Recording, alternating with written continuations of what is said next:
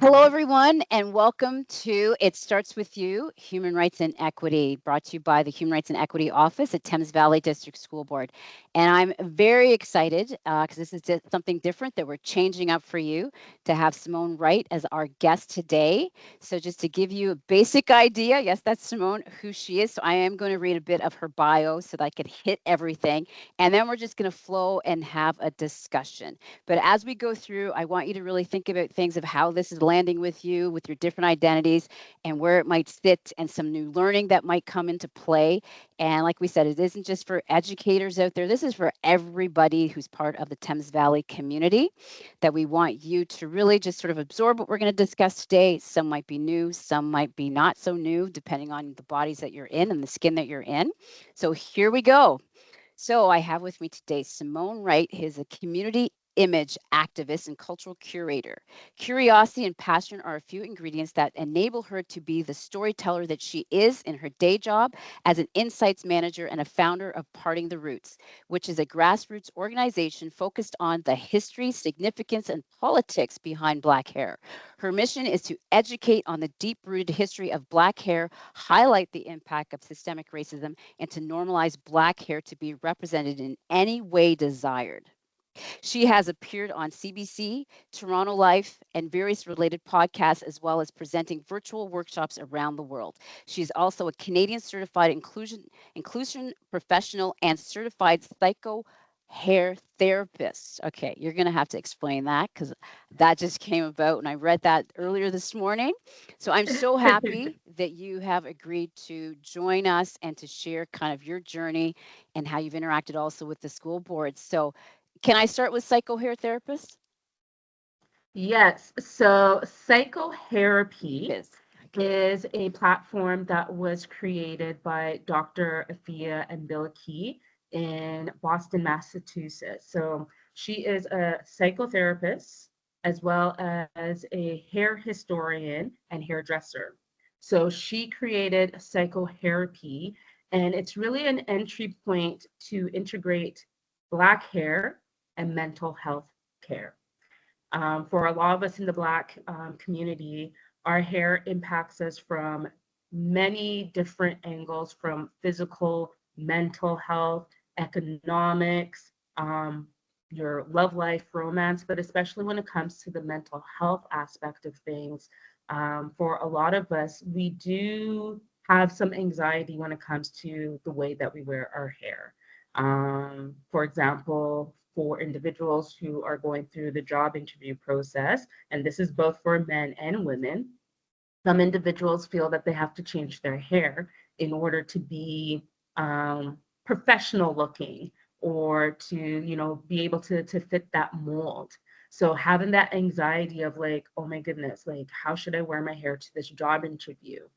To just being in the workplace, if you want to be considered for a job promotion, having that anxiety of, can I bring my whole self into the workplace? Like, can I wear my natural Mm-hmm. hair, whether if that's in an afro, in braids, in locks, or do I have to change my appearance in order for me to be considered for that job promotion? Um, this is also stems into the school system from children having to maneuver through a system where a lot of them may not have teachers or other students that look like them, and having that anxiety or that sense of, oh, I have to fit in, so I have to straighten my hair in order to fit in.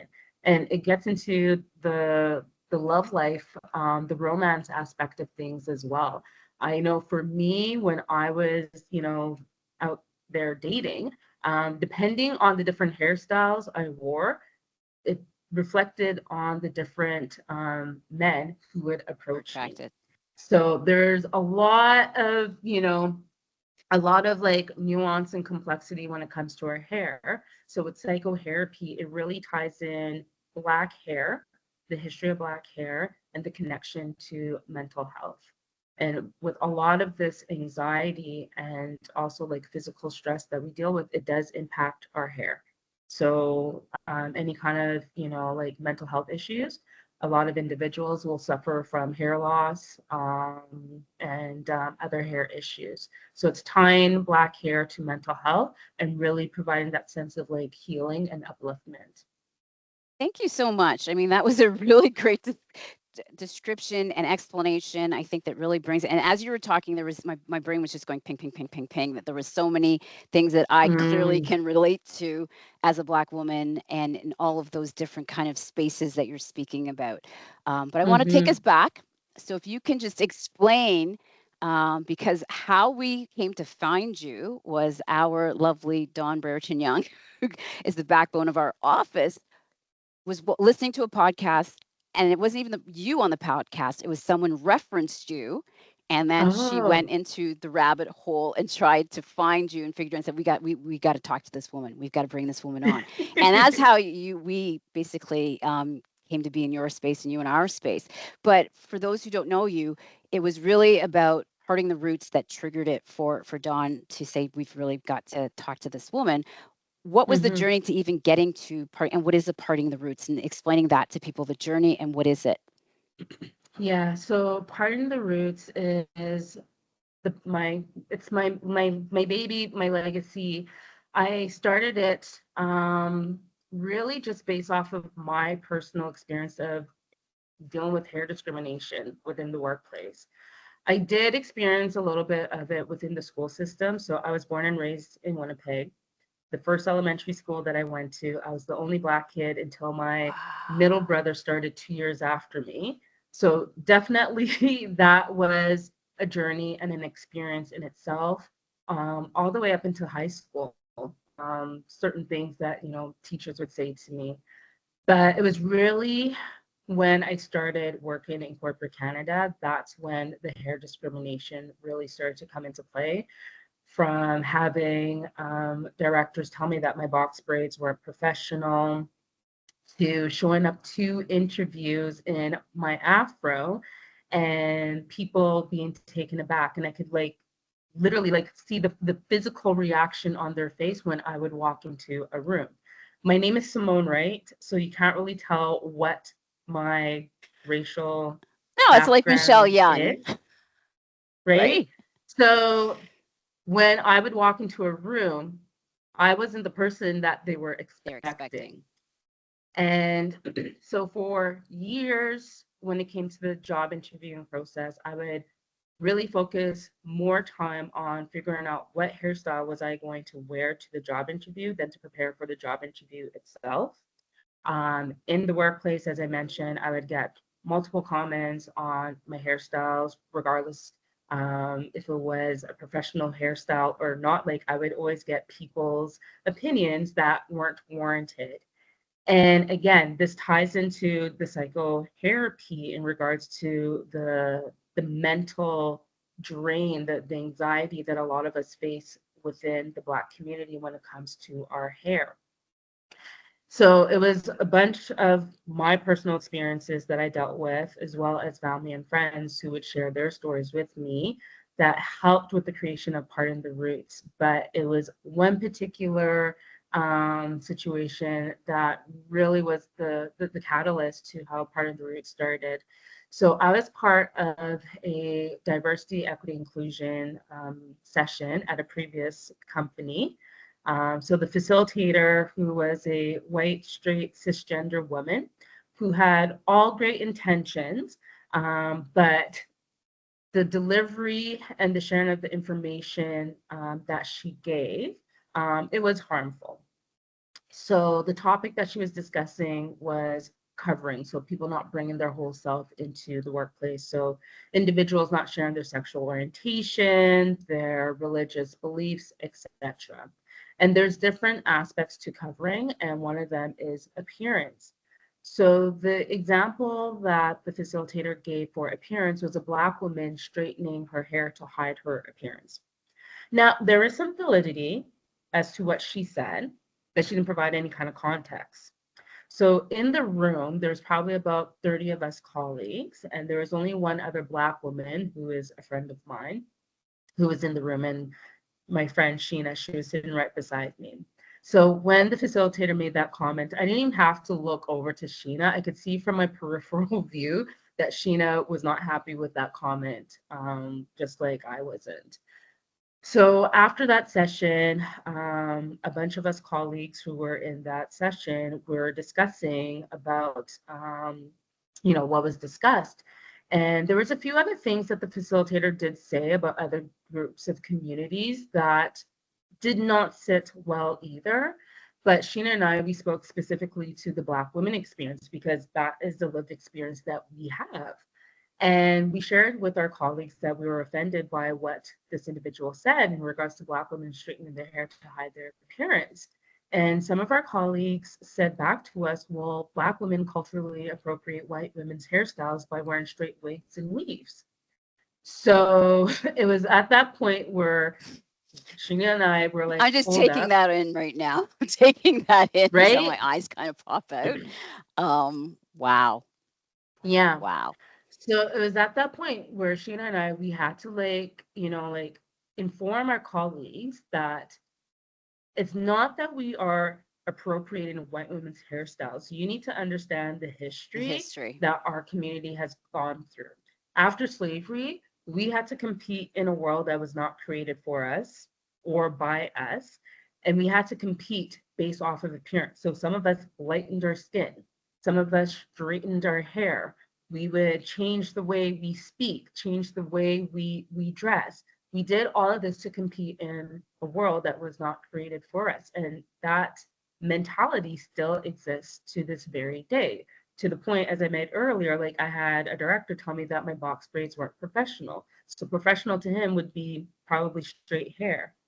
So this was a really eye-opening experience for both Sheena and myself. So Sheena ended up writing the facilitator and thanked her for, coming to our workplace and, sharing information about covering. But that she did feel offended by the comment that the facilitator made about Black women and our hair. And the facilitator did respond back a little defensively and said that she did her research. And this was research that was conducted by Deloitte. And here's attached the research. So Sheena and I, we read through the research, and sure enough, there was context. So within the Deloitte research, it did state the impact of how Black people had to assimilate after slavery, and how they did this was by altering their appearance. So hence why the comment about Black women straightening their hair to hide our appearance, there is some validity in that, but that context wasn't shared within Yeah, that the session. context is so important in the historical piece when we're talking about it's making it sound like it's a cultural appropriation that we're just deciding we want to appropriate this as opposed to you, the mainstream culture, are basically demanding that we assimilate in this way Mm-hmm. for your comfort and your all of those things you're talking about, the lightening of the skin. So how closer do we get to white in order to fit, in order to have the Yes. job? And it's interesting because it really depends on that space, how you're able to and where you're at to push back. Because as you went through your examples in the beginning, I have a story. I remember this was looking at my age now, it's probably like 25 years ago. But things have not Uh-huh. shifted in all of it. But I, came out of school and started working in corporate. I was a corporate Mm-hmm. trainer when I first left school, university. And at that point, I had cut my hair through university. I also wore it bald. When I first got hired, my head was bald, and Mm-hmm. which was one of my favorite hairstyles, I have to say. And then I started to grow it out, and I twist it. So there's all these little twists. So you're thinking like little baby dreads. And Yeah. I remember the person from HR, a white woman, coming to me and said, I need to talk to you, Michelle. And so remember, I'm also part of HR. I was part of the team that hired people. So we'd have people for 2.5 days, and we're Mm-hmm. training slash interviewing to figure out who we're keeping and what programs Mm-hmm. they will go to. And when she came, she said, can I talk to you? I was like, yeah, of course, because we got along. Mm-hmm. And she said, I have to talk to you about your hair. And then my brain was like, I knew what was coming. And the thing was, it's like, okay, you don't know me. You might have thought this is going to be easy conversation, and basically said that there's concern about my hair and professional and this and that, if I can wear it a different style. And remember now, I'm wearing a suit. I'm done. And Mm-hmm. I said, I literally smiled. I said, "You're on thin ice right now, and you don't even know it because I know who sent you." I Wow. said, "You cannot have this conversation with me, but I'm going to ask you a few questions. Is my hair clean? Yes. Is it neat? Yes. So it looks kept? Yes. So it's the Mm-hmm. style. So recognize if I just grow it out, it's going to grow into a big afro. It's still not going to form to me straight. I will not be straightening my hair that day. Mm-hmm. Those days are done." Mm-hmm. And I said, "You can't actually talk to me about this because I come in a suit." I said, "But the other thing that you are not paying attention to is most of the people coming here, because it was a call center. I said, most of the people coming here are black and brown. Mm-hmm. So when my friend comes wearing his turban, we're not the same culture, but I see the look on his face when he walks in that door and sees me, how Mm-hmm. I might fit here. I feel like I might belong here." And Mm-hmm. I said, and whether other people are coming, of other, you wanted people who spoke Spanish who are coming as well, thinking she doesn't sound like me, she doesn't look like me, but she's not looking like the mainstream. And that's all Yeah. with all of this. So how do I, and maybe I can come to my work in what you're wanting to say, Simone, in your fullness. Mm-hmm. So that could have gone in so many ways because I'm positive I wasn't the only person they had that conversation with, and there would have been others who would have done what they had to do to Absolutely. eat.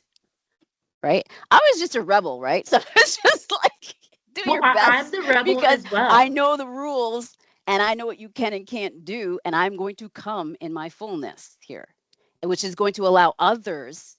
That's also part of it, is because I know I do what I do because, like, similar to you, because I can and I have that, and not everyone does, and I get that.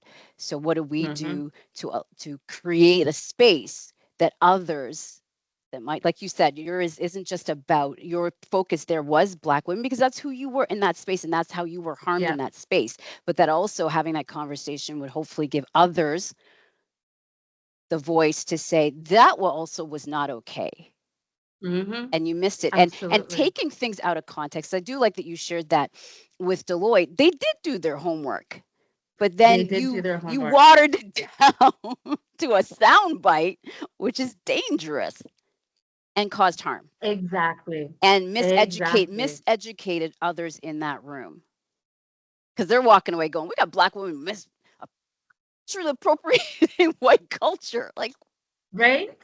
that's actually So not a thing. It's that's not a thing.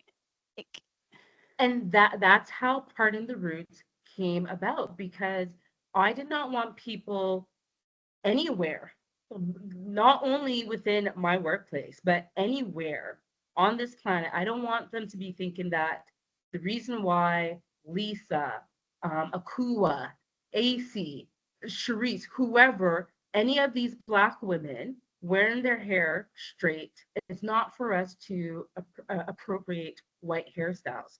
So it, it was from that experience where I had to do something. So when I came home that evening and I was sharing with my partner what happened, and I always share with him all of the things that would happen at work.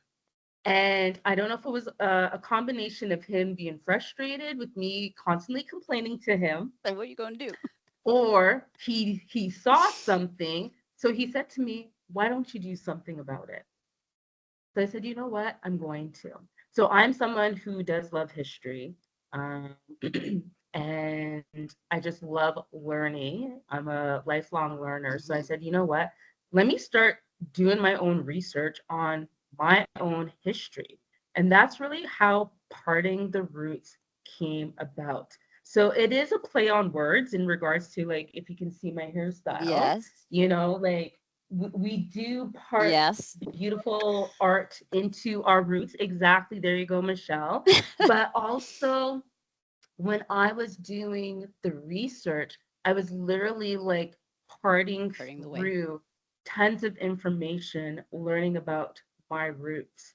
And as someone who is Jamaican descent, um, my ancestors, they were brought forcibly to the Caribbean through the transatlantic Hmm. slave trade. So a lot of those traditions and routines weren't transferred over.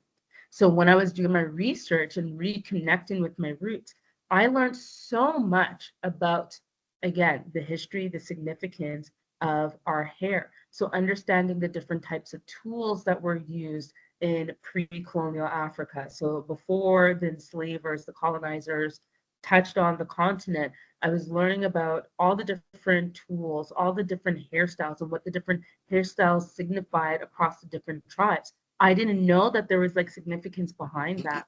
So as I was doing my research, I decided that I was going to post this information on my personal Instagram account. So at this point now, this was 2017. So in February of 2017, each day I posted a Black hair history fact. So it was history facts based off of the research that I was doing, Hmm. as well as I incorporated my own personal journey, including with friends and families and sharing family pictures. And I got a lot of positive feedback from it and interest. And I said, you know what? Let me continue on with this. And from there, I did an art exhibit. This was back in 2019, where I held a panel discussion with individuals within the Black community to share their hair experience. So it was all genders, all sexual orientations who were represented within this panel because I wanted it to be inclusive because Hmm. it's not just a Black woman issue. Black men deal with this as well, or however you identify. Um, this is something that we all experience within the community. And the exhibit itself was a chronological history of Black hair. So got a lot of great feedback from that. And then the pandemic hit.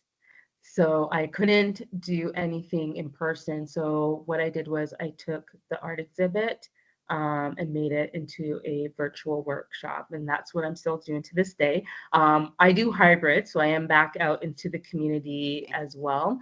But in 2021, that's when I started doing my virtual workshops. So I've been doing these workshops with schools, organizations, and the foster care system. And again, it's all about like going through the historical content of Black hair. So understanding the significance of it, understanding the impact of our hair during slavery and after slavery, and what we're experiencing in today's society from there's now hair laws to protect us to wear our hair however we want to wear it. I mean, it's kind of a bittersweet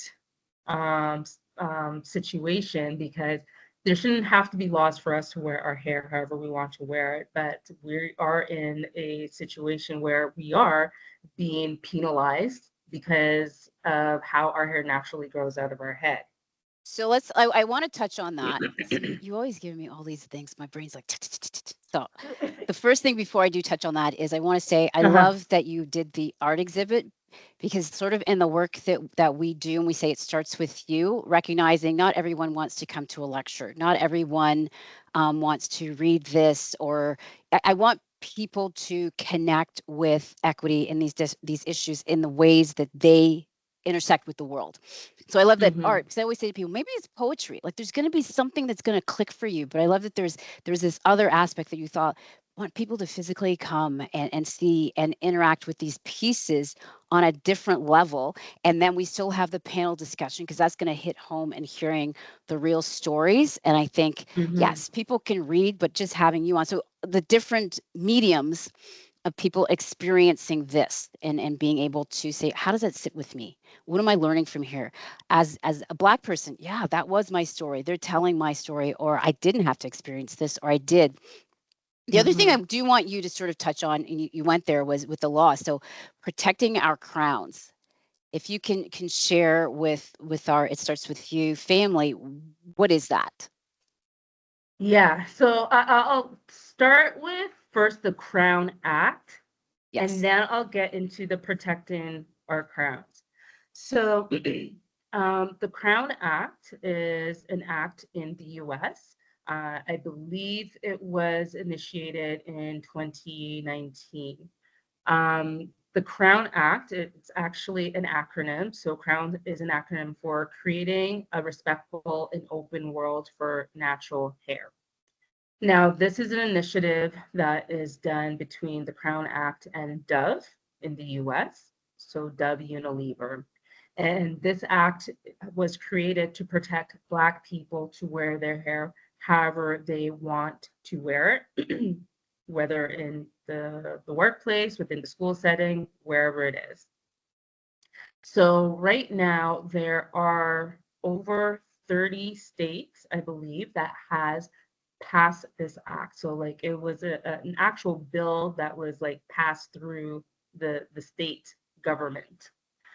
I believe it was back in 2022. It was put forth at the federal level, but the GOP uh, voted against it. So it's still a state by state act right now. And even though that this is something that is a law, it's still not protecting Black individuals. So it's a law, but like it's like the goalposts, they shift. So I'll give an example. So this was, I believe, 2 years ago. There is a student in Texas, and Texas has passed the Crown Act. So students, employees, they can wear their hair however they want to wear it, because they are protected by this act. So a high school student by the name of Daryl George, um, he has his hair in locks, and his locks, they are just below his shoulders. And the school that he attends, there is a dress code. So for boys, their hair can't be past their ears. So yes, Daryl George, his locks, they do go past his ears, they go past his shoulders. But when he goes to school, he would tie it up in a bun so that it, you know, Above his ears. it it cleared the dress code policy.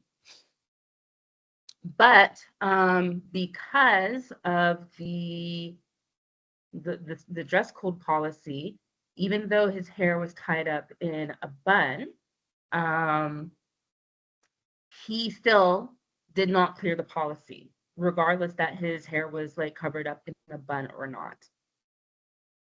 Excuse me. So he was banned from going to school. So he was suspended. So he had an out of school suspension, and this ran for months. And him and his family, they hired a lawyer, and the lawyer was working with the school and like showcase that the Crown Act is a law that was passed here. He is protected under the Crown Act, and it went all the way up to the state court, and the court ruled in favor with the school that Daryl was violating the school dress code, even though he was covering or putting his hair up in a bun to, adhere to the dress code. But because his hair was still longer than past his ears, he was violating the dress code. So he lost. His family, they are in the process of appealing this ruling. But the feedback that was given by the courts was that the Crown Act is essentially reverse racism. Yeah. Okay, so I'm relatively intelligent. So we know and that reverse equity and human racism rights is doesn't my exist. exactly. It doesn't exist. So Reverse how do you even racism does not exist, just to share with everyone. right? So because there's a law that's protecting Black people to wear their hair however they want to wear it, certain groups of people had issues with that law being placed because other groups of people don't have a law to protect their hair to wear it however they want to wear it. So if we're going to talk Yes. about So equity, do they require? Do they need? Do they, we're looking at if we're going back to the box with the boys on boxes and things like that. Do they need a box? They don't need a box. yeah. So that's the Crown Act. So that's in the US. So I just wanted to Okay. give some, like context, some historical reference behind the Crown Act. So there's still so much work that needs to be done in the US when it comes to hair discrimination. I think that's I So, love, Mo, sorry to cut you off. I love that mhm, you've gone through, there is this law, and this is what I always want to point out to people is, yes, I want laws changed. I want laws in place to protect people's rights and give people equitable outcomes. What comes now is the education piece that is lagging in that sense, because I'm going to guarantee that those people who called it reverse racism don't have a clue. They know yeah, what they know, and this thing is before them, and they don't have the knowledge to actually make a sound, educated response or ruling on that situation. And that's the hmm sad piece. So there's so much education that it's great that you change the law, but those who get to enforce it actually don't understand it or understand equity yes, and human rights. That's the scary and exactly, sad piece.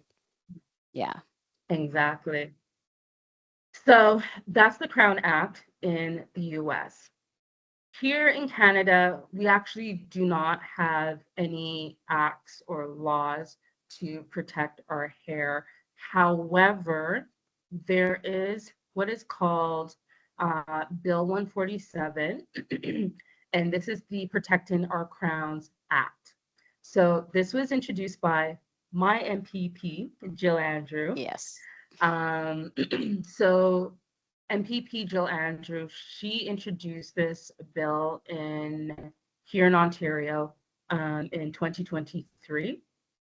It has not been passed into law yet, so hence why I'm saying there's nothing here in Canada.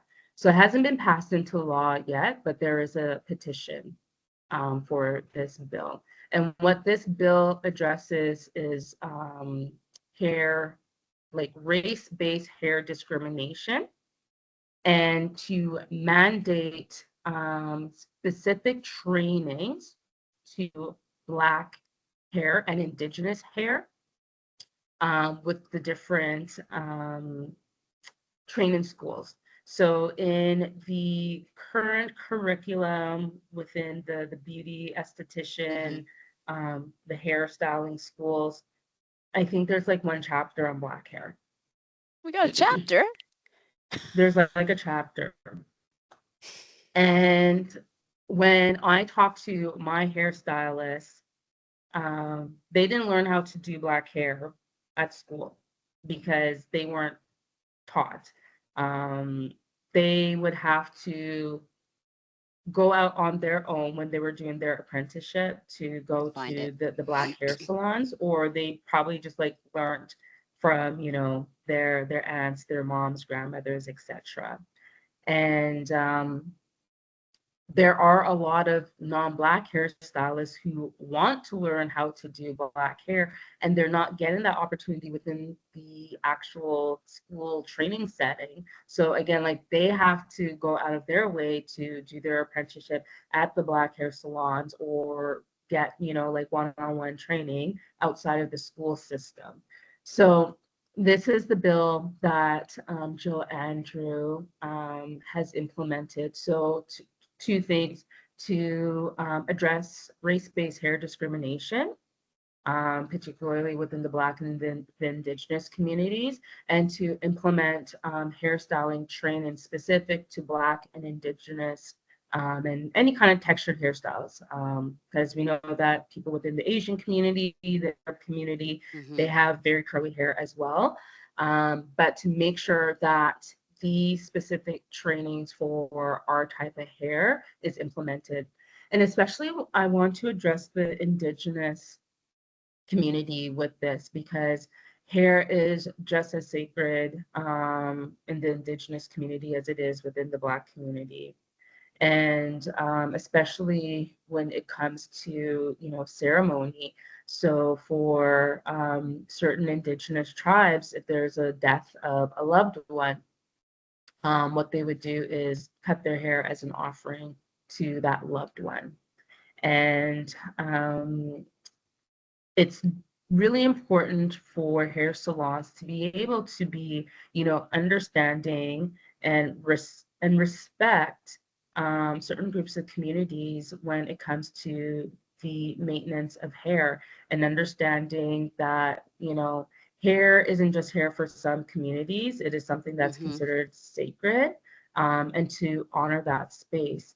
Because I've heard stories of indigenous individuals who went through that sacred process and shared it with the hairstylist, and the hairstylist was very disrespectful or dismissive to that honoring of that sacred time. So again, to incorporate the fact that, for some individuals, hair is not just hair, it is something to be considered sacred, and to respect that time and place with those individuals. Yeah, it's that's amazing because I think it's important for people to understand that, because we're going to get some people who don't fit into any of those groups that you've just identified and say, well, hair's a big thing for me too. Or when I go to an interview, I worry about my hair, but this is on a different level. And Yeah. you, depending on your hairstyle, yes, you could absolutely have experienced discrimination, but this is on a different level of just trying to be you in those spaces and having that respect. The day that Dawn was talking about having, searched you and researched you, it was interesting because our team at the Human Rights and Equity Office had gone to one of our high schools here, East Elgin Secondary School, and we were doing a PD session for them. And after we got a chance to talk to a lot of the teachers and whatnot, and one of them who basically does one of the classes and courses about this, what you're talking about, training students how to do hair, came up to us and said Mm, they have been doing, and they're a white individual, but they get the importance and wanting to get the proper tools, the head mannequins that you mhm. have to work with, that they Yeah. already, prior to us even coming. So it's, people working in allyship in different spaces. And I did want to give her a shout out. So I just asked Dawn what her name was because like I didn't have the tip of my tongue. Crystal Mello, their father. I'm sorry if I've So I want to mispronounced, give you your but I want to give kudos, her those Crystal. props and those things because she gets it. She gets the importance. And thinking about, like you're saying, is that people have to, if they're wanting to get that extra level of teaching, that they have to go and seek that out. Yeah. But what Crystal's wanting to do is saying, no, we want to be able to do that here. We want to give Yes. students that exposure. Like you said, it's not just Black hairstylists, that someone who's a white hairstylist wanting to provide that service and expand their capabilities to those communities as well is a huge thing that I'm just impressed, someone in our school board is saying, yeah, this is important. And how do I get your support in doing that? So I'm hoping that we'll make sure actually, because we're going to shout out, we'll make sure we send her an email and connect with I her. love that. So Say, shout out to you, Crystal. And I have a call to action to everyone. So if you can go onto the NDP's website, yes. um, and fill out the petition, sign the petition for the Protecting Our Crown Act, because it is something that is very important. Um, Hair discrimination happens here in Canada as well. Hmm. And it is important to have that inclusivity when it comes to the hair schools, that everyone is being trained on all types of hair textures, Yeah. and honoring all the different hair textures. And then correct me if I'm wrong, but I understand that bill is also extended to those who are sort of in the film industry and media as well, which Yes. made me think of, so I lived in Toronto for 7 years before coming back to London. And it made me think of, I used to watch City TV like in the morning Mm-hmm. and stuff. And I remember there was someone on and she wasn't sort of the main host. It was a Black woman. Mm-hmm. And I'd be at certain events. I remember going to an art exhibit and seeing her there and think, oh, that's so and so from, from TV. Great. When she became one of the main hosts, the hair shifted like drastically, because I was so happy when I saw her on. She had her braids. It was in that kind of style and embracing, and I felt and she just was very comfortable in her Blackness and sharing that with Mm-hmm. all the viewers. And then when she was elevated to a different level, the hair shifted. The hair Really? became, it was straighter hair, and it hurt. Like I generally felt pain Yeah. because I felt like, I don't think this was fully your decision. And maybe it Mm-hmm. was, but I just didn't feel, and having just at a distance, watching her move and do her thing and being so Mm-hmm. happy and proud, because at the time I probably had the bald head or the twisted hair. And I thought, Uh-huh. yeah. And then there was a shift. And then I did speak with people who were closer to her and said, yeah. And I thought, and Mm-hmm. again, I'm not casting, like you had mentioned before, a judgment, because for I've lots of Black women friends who, it's a style thing. It's a fact, I can put on this wig, I can do this. It's not about appropriation. It's more about the style and things like that. Or I do get, and I understand all of that. I choose to do this. Mm-hmm. I'm cool with that. I just felt like it Yeah. was so abrupt that I thought, I don't think that's what it was. So when I was just doing a little bit of research and understanding that it does encompass sort of those, the schools for the training, but Mm-hmm. also those who are in those industries to not feel and be discriminated against. But it also comes to, they also have to be willing to take up that challenge, because not everyone is going to support, follow the rules when it does become Mm-hmm. law. Just like you were talking about that one young man in the States, in Texas, there's a law. Yeah. So it does require, we were going to reach out to Crystal, and I think that's an excellent learning opportunity also for their students, Mm-hmm. um, Absolutely. to be able to get on, understand that petition, and how hair is political. Right? It I is. feel like, why are these people talking so much about hair? Like, what's going on here? What's with the Black people and their hair? And I think this is a great opportunity for people to really understand that it is much bigger. And like you said, the historical pinnings of it, transatlantic slave trade, enslaved bodies, and how they had to cover their hair and all of those things We because, were dehumanized. yes, You know, yes, our hair was compared to that of animals, to wool, to fur. Our facial features were compared to that of animals as well. So there is harm that has been created from that dehumanizing aspect that was directed towards us. So I hmm, think people really need to understand that historical context and how that sense of like shame came within our community because we weren't compared to the European beauty standards, standards, right. you know? So before we, because I wanted, because we're a school board, Thames Valley District School Board. Uh-huh. So share with our It Starts With You family, share with us sort of the work that you've done with schools. Like, what does that look like? Mm-hmm, Or do mm-hmm. you connect with them? Do they connect with you? And what is it? And I know that there's some materials and things that you have. So if you can Mm-hmm. share that, what does that look like? Yeah, so a lot of the times it's the schools who are reaching out to me. So it's either word of mouth or they've heard me on the radio or on a podcast. So a lot of the different schools they have come out to and reached out to me. So I've done workshops across the different school boards within the GTA. And my content is it's really I would say the main content that I've been presenting is at a high school level. I do have content that is appropriate for more of the grade school levels as well.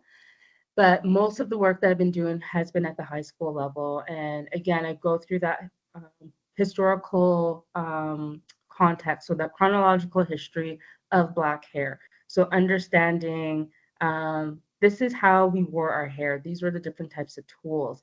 Our hair was essentially like a silent communicator. So we would know what tribe we were from just looking at our hair. We would know the status that we were within our tribe. So we would know if someone was a warrior, if someone was a Mm, healer, if someone was married, if they were royalty. So these were all things that we would just be able to know just based off of someone's hairstyles. And then getting into the impact of our hair during slavery, and then after slavery, understanding the assimilation, and then getting into the natural hair movement of the civil rights movement and how we start to reclaim our roots, wearing the afros, wearing the cornrow. So yes, at that point, you would say that hair was both a political statement, Mm-hmm. but it was also a fashion statement. And getting into what we're seeing today with, a lot of groups who do culturally appropriate our traditional hairstyles. So we are starting to see that a lot of traditional Black hairstyles have become whitewashed or more mainstream. So it's like acknowledging that. And what I like to do is, because I like to add a DEI or Mm-hmm. diversity, equity, and inclusion aspects to my training. So I like to end off with how people can be allies in this space and some do's and don'ts. So definitely do not go and touch a Black person's hair without asking them. Um, our hair is different. We know that people are going to be curious, and it's fair that people are going to be curious. Our hair is unique. And I don't tell, people that you can't ask questions.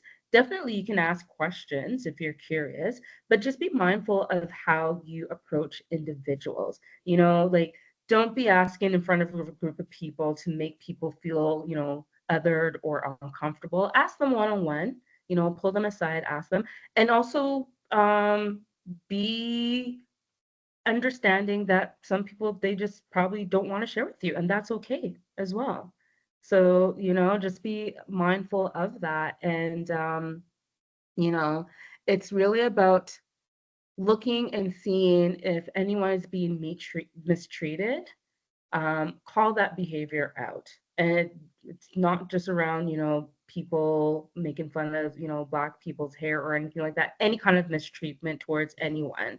You need to call that behavior out or call that behavior in. And, just be someone who is supportive of human rights, people's, human decency, and just respect one another. So these are like a few of the takeaways that I share within my workshops within the school setting. And sometimes a lot of teachers will come back to me who are teaching classes, preparing students who are in grade 11, grade 12 when it comes to like the interviewing process or like when they're, applying for university. They have like the non-Black teachers, they'll ask questions like, how do I address this in regards to like how a Black student should wear their hair for interviews and whatnot? So I will help guide them with those types of questions that they have. So these are the types of things that I address within the workshops. And a lot of times I will get the Black students who come up to me after and share things with me. And I have another call out. I don't have my affirmation cards with me. I should have had them here with me, but I launched a deck of Black hair affirmation cards called Messages from Nana. And how these cards were created was from a workshop that I did with the Toronto Catholic School Board. They organized an event specifically for Black female students. And I was scheduled to work with them for an hour. I ended up staying on the call with them for an additional 30 minutes because of all the stories that they were sharing with Mm-hmm. me, from kids putting pens and papers in their hair to their ballet teacher telling them they need to wear their hair in a certain hairstyle, but physically they couldn't. Mm-hmm. um so they were sharing all these things with me, and like after that session I felt so disheartened because I'm like, this is the same stuff that I was dealing with 30 years ago, and it doesn't really feel like anything has changed. And I wanted to create something that was tangible for these individuals, but for anyone at any age, because hair is a very intimate relationship, but it's a very public one, and Yes. especially when it comes to the Black community. And that's how these affirmation cards came about. So I learn from the workshops that I do. So a lot of the times, these students, they're giving back to me just as much as I'm giving to them. Yes. So messages from Nana. Um, I have a deck here. I know we're being recorded right now, but I can't show you. But you can go onto my website, Pardon the Roots, and you can see the Yeah, cards there. we can put links and things when we post the podcast. Absolutely, Simone. We Mm-hmm. can do that. I just want to say thank you so much for agreeing to come to us today. I think this is going to be very meaningful for all of our staff just to be able to step into sort of our lives for a little bit if they don't identify in the same ways that we do. I also want to say Mm-hmm. to our staff that although we don't have the law in place, and that particular law is very specific to those two things that we talked about, that when we're talking about the Ontario Human Rights Code, people are protected. So you still cannot say, Mm-hmm. okay, well, it's not, it is protected under the code based on race. Anything connected to your race under those things, it will be protected. So that's Mm-hmm. important for people to know. But I think we could talk, like we could literally continue talking forever. I'd say another couple Mm, hours about yes. this. But I want to be mindful of those who chime in to watch, to listen to us, that they can chunk it down. They can take it on when they're going for a walk, when they're, watch first 15 minutes, however you want to do it. But I think it's very, very important that I just wanted us to kind of run the time today because there's Mm-hmm. so much to it. And at the surface level, it for some people who this is not their lived experience, it's like, I don't get it. So I'm hoping that at least we've kind of given them that piece of information, maybe tweaked things that they want to check things out a little more, or when they're working with their colleagues, their friends, people in their day to day lives, they're coming Mm-hmm. with a different perspective and a different level of understanding. Yes, don't touch people's hair, but also I just think there's Google as well. So that person doesn't always want to be the person teaching you that. So it is very mindful of what is that relationship that you Mm-hmm. have. When you talked about that, it made me think of my son who's in grade 8 right now, and he's with Thames Valley. Uh-huh. And right now he wanted to keep his hair growing, growing, growing. So he braids it out. Last night, his dad and I, as we're watching TV, he's like, "Can you peel up my hair, mommy?" And I said, "Sure." So I gave his dad a comb too. I said, "I didn't do this all." So it's just cane roll and loose little braids at the Family back. affair. It's a family affair, and that's a whole intimate thing too. But I knew today he wanted to pick it out last night because today it's in a big puff afro because his texture of his hair is a little different than mine. That it'll like squeeze it down to tight curls. So he likes after he gets to pick it out. But when he was Mm-hmm. younger and went to the barber and was all excited about going to school, and he said, "Mommy, I don't want everybody to touch my hair." And I Yeah. said, and at the time he was going to a French school, and I said, "So let's practice. Ne touche pas mes cheveux, s'il vous plaît. Do not touch my hair." And I had to say to him, it doesn't matter who they are. I Yeah. don't want teachers. No one gets to touch your hair. You are not a pet. But then he was Mm-hmm. funny because the next year he came back and goes, but so and so can touch my hair. He's talking about his boys, his boys who Yeah. he plays soccer with. And I thought, okay, because he Absolutely. needed to understand those boundaries and to put that out. So I am going to make another ask for you again because I know that your cards were specific with females. That at some point, if you want to expand it to our It's young for boys, everyone. yes. So the photos and things like that, because I think that would Mm-hmm. be great as well, and important. So I just want to say thank you again from my heart. I send you nothing but love. Also, thank you to everyone who is listening, watching. It starts with you, Thames Valley District School Board. And if people send us messages, so if you have a comment, let us know how this landed with you. Let us know how this landed. Mm-hmm. Are there other things? Do you want us to bring Simone back for some more? Because we would love to have her, because there's so many things we could expand upon. So please Absolutely. send us an email at the hreo@tvdsb.ca. They will know exactly what all those acronyms are. So thanks again. And until next time, it starts with you.